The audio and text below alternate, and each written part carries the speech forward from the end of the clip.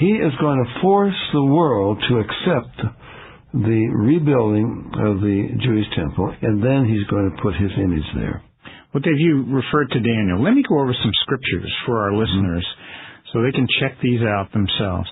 Daniel 8, verses 23 and 24. I'm actually quoting from your book. See, I said 25. I was off by one verse. There you go. Not too bad. Well, this has to do with the coming ruler, whom the Bible talks about, calls the Antichrist, right? And in the latter time, a king of fierce countenance and understanding dark sentences. Now, Dave, you jump in. You want to explain some of these things to us. Shall stand up, and his power shall be mighty, but not by his own power, and he shall destroy the mighty... I'll interrupt you there. I keep trying to show people how the Bible meshes together. It says, not by his own power. What does Revelation 13 say? It is the dragon who gives him his seat and his authority. So, dragon meaning? Satan, right? The adversary. Revelation 13, and Revelation 12 makes it very clear. The red dragon is Satan. He shall destroy the mighty and the holy people.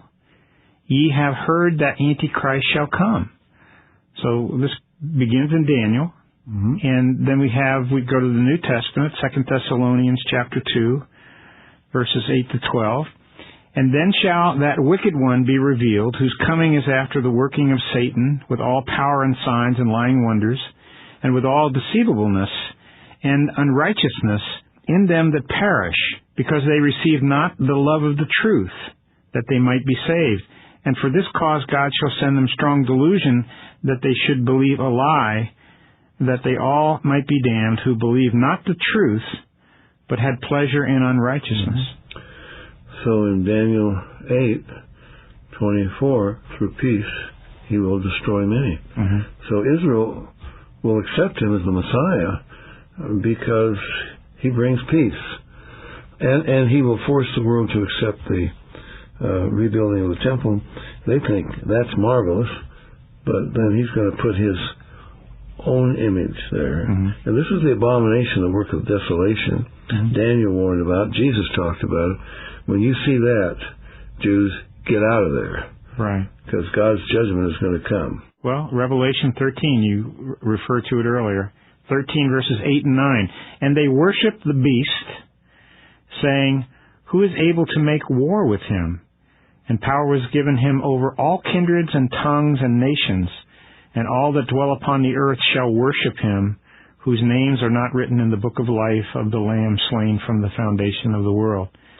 Dave, it's hard for some people to believe that a whole world, especially since we see what happens in religions. I mean, you have just within the last week or so almost a civil war going on in Iraq between the Sunnis and the Shiites, and they're supposed to be in the same religion. Right. So, how's that going to work? Well, Tom, I think there's only one way the world will be united, and we've talked about it often, the rapture. If 100 million people, I don't know how many there will be, there's a little over 2 billion professing Christians. Could 1 out of 20, 100 million, be real Christians, going to be taken in the rapture? Maybe only 50 million, 1 out of 40, I don't know. But if 50 million people suddenly vanish from this planet, we can't even imagine the reaction. Terror. Stark, raving terror. Who took them? Where did they go? Why didn't they take me? Are they coming back for me?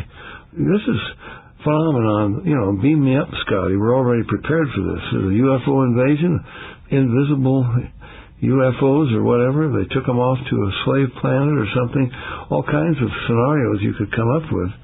Could write some great movies about that, and I guess they already have. But the world is terrified, and Tom, at that, it's the only thing that will unite the world. You're going to unite Sunnis and Shiites. You're going to unite capitalists and communists.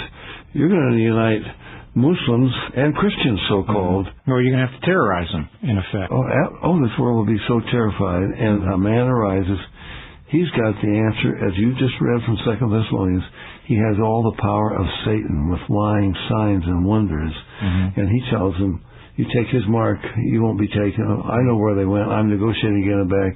Tom, it's the only thing that would unite the world. Yeah, and incredibly, Dave, it's going to be a form of Christianity, a positivized, something that everybody can get into, something that's ecumenical. So. Exactly. John Mark Templeton, who gives the Templeton Prize, he talks about a religion that all the world can accept. Not only all religions can accept it, but even all the extraterrestrials can accept it. And this is what he gives his prize for, but we don't have time to talk about that.